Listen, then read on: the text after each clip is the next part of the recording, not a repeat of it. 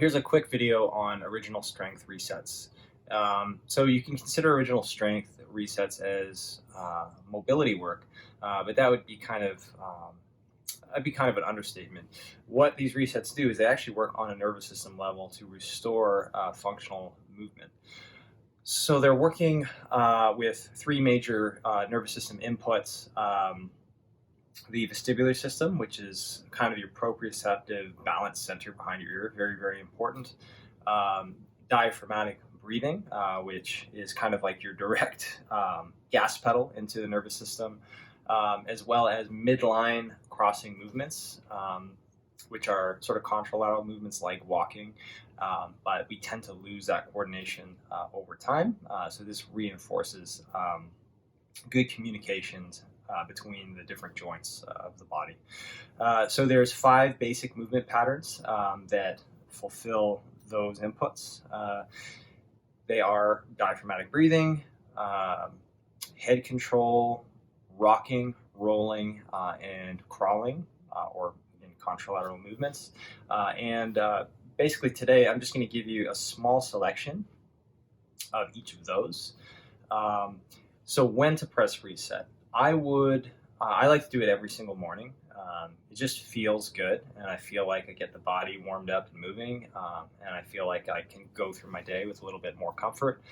Also fantastic as warm-up pre-workout, active recovery during the workout, and you'll actually find that certain resets will help you to perform certain exercises. For example, quadruped rocking is really good when you're squatting, and you find the quality of your squats, range of motion of squats improves. And of course, there's a cool down, or just any time. Often I'll do these when I'm watching TV just to feel like I'm moving my body. And usually I can work out various kinks. So how do you know which resets are good for you? Most of them are probably going to be very beneficial for you, but a really nice thing to do is to pick a movement that you struggle with or are working on. It could be a bodyweight squat, could be a push-up, could be a yoga posture that you're challenged by.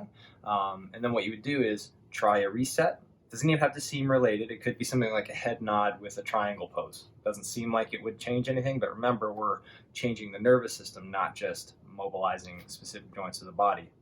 So you try a reset, try the movement, the baseline you're measuring against, and see if anything's improved. If you notice a big improvement, then you know that reset is something that you want to include. It is possible to do a reset and notice that something has gotten worse. In that case, again, it's all good information. Then just say, okay, maybe this isn't the reset for me right now, and I won't use this one before whatever exercise it is that I'm trying to perform. But again, the body changes over time. You may notice nothing the first day. You may notice you've been doing this for a couple weeks, and then you start to notice things are moving better. The main thing is to give it a good try. So try to do it 10 minutes a day for about a month. I like to do each reset for about 2 minutes. Sometimes I'll flow through 1 minute of each and then go back to the top. They don't have to be done in any specific order either. Okay, so here is just a small selection of resets you can do. For diaphragmatic breathing, the easiest way to find your diaphragm is to make the body short. So my first and favorite way to learn how to breathe is to just tuck my knees into my chest.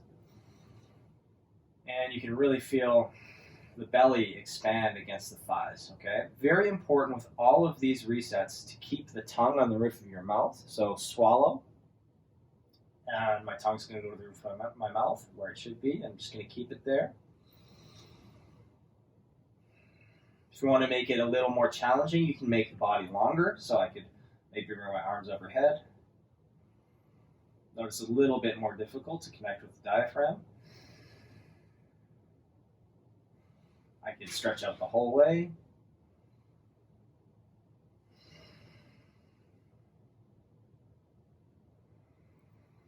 And then another posture I like to practice breathing, something called crocodile breathing. You're just going to rest your head on your hands. And now we're getting feedback from the floor, so I can feel the belly expand.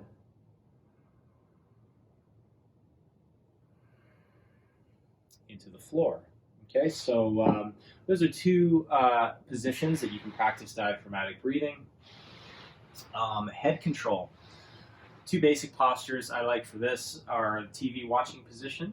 So if you find that your lower back is tight, you can always lengthen this out, or you can come with your elbows right underneath your shoulders.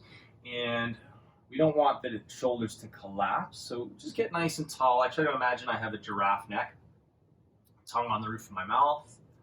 Okay, diaphragmatic breathing if possible through the nose. And we do nods. And you're leading the head with the eyes. Okay, so the eyes, you'll notice if you move the eyes, the head will almost reflexively move, and that's what we want. Just nice reflexive movement.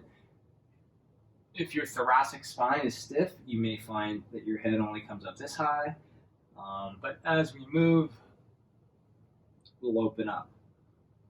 Yeah, we never want to move into pain. So if there's any pain or you find that you're getting dizzy, just shorten the movement.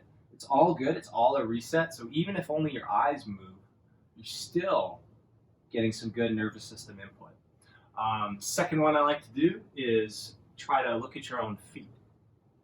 And you'll notice, okay, my shoulders are moving, my upper spine is moving, like everything is moving in response to my head moving. Maybe it does, maybe it doesn't, but remember, we're looking for reflexive strength. So ideally, you'll feel, oh yeah, shoulder blades are getting involved, just automatically. Okay, just trying to find the feet. Those same two resets work really well in a puppy position. So you're sitting like a puppy, right back on your heels. And we can do nods. And if you really want to try, let your tongue hang out and try this. You'll feel how it messes up the coordination and alignment of your neck. But with the tongue on the roof of the mouth, oh yeah, things move smooth. We're going to look left and right. Okay, so that's head control. So basic head control movements. And it's basically how you learned how to coordinate all the muscles in your body when you were a baby. Okay, we're going to do some rolling patterns next. So rolling. You'll notice many people can't roll, but it's one of the foundational movements for your gait pattern. It's what established the proper patterns for crawling and then later walking. So a couple of patterns you can try from your back. All right, you're going to look where you want to go and actually imagine you're going to reach for an object. Okay, tongue on the roof of the mouth, and we're going to reach. Keep reaching until the body rolls over. Okay, and then to come back, you bend the elbow. Okay, and then just look at the elbow. That can be the focal point. Try to reach the elbow across the body. Good. Until you come back. You can reach different directions.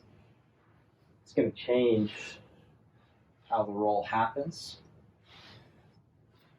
If you can't roll all the way, or you find that you're using what's called a high threshold strategy, the body starts to tense up, then you're just going to do half rolls. So you just roll until, things are getting kind of tight, and then you come back. Okay, half rolls are great if you don't have a lot of space as well. But you just go to the point where you tense up and then come back. Okay, so that's upper body rolling. Again, you can play with it. You can do side to side if you want. Right? There's no rules. It should feel good. You're getting a little massage on the skin as well. The skin is the largest sensory organ in the body. You're getting so much feedback from the floor that's going to help create a solid movement map to improve your coordination. Okay, so that feedback from the floor is very valuable.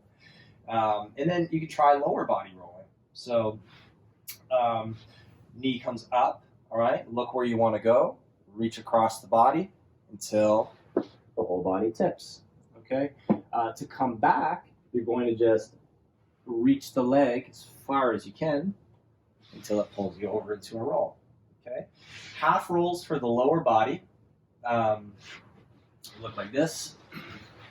So again, if I'm finding that I'm getting too tense, or I just maybe want to play around with half rolls because they feel really good, or I don't have a lot of space, you can just reach across and back. Reach across and back. very good at restoring mobility of the spine as well. Okay, and then rocking patterns. So, easiest way to rock, quadruped position. Okay, and you want your head up. Okay, so we're going to look where we're going. Giraffe neck, tongue on the roof of the mouth. And your knees are going to be about as wide apart as they would be if you were going to crawl. Okay, and all you're going to do is rock back and forth. So take your weight forward and back. Okay, this is very vestibular. It feels soothing, but of course, it's natural to rock a baby when it needs soothing. And that gentle rocking of the vestibular system is very calming to the nervous system. Okay, so you can try a few different things from the quadruped rock. One of my favorites is circular rocking. So you just move into a circle. You can keep going one way, or you can alternate directions. Okay, if you're stiff in the ankle joints and the feet, a really nice thing to do is curl the toes under, and you can rock with the toes curled under. You can do that with the heels inside of the toes, and you can do that with the heels outside. So already there's various variations that you can do to get benefit from rocking. Very nice if you have postural issues. If you find that your upper back is tight, or you have a forward head posture, maybe you're experiencing low back pain, rocking is very, very nice because it sets the curves of the spine. The only thing to watch for is if you don't have good reflexive strength yet, what you'll find is at a certain point, your butt will start to sort of tuck under. Just set the range of the motion in the rock to stop before that tucking happens. Okay, and then the last pattern is a crawling pattern. Best way to learn crawling is to do the old 6-point baby crawl. So on this one, again, head is up. You're going to look where you're going, tongue on the roof of the mouth, and crawl. So opposite hand, opposite arm. Okay, feet can stay in contact, so top of the feet just sort of dragging on the ground. Okay, you can go forward, you can go back. And different things you can try. I really like, if I don't have a lot of room, is I go really slow. And it's amazing, you feel all that reflexive control from the midsection stabilizing you, and you go very slow. If you want to ramp it up, of course you curl the toes under and you go into a leopard crawl. Okay, it's a pretty intense exercise. Okay, so just some basic options going through the 5 major resets. Play around with it, spend maybe 10 minutes a day, and measure it against a movement that you're struggling with, and you'll find probably you're feeling better and moving better. All right, cheers.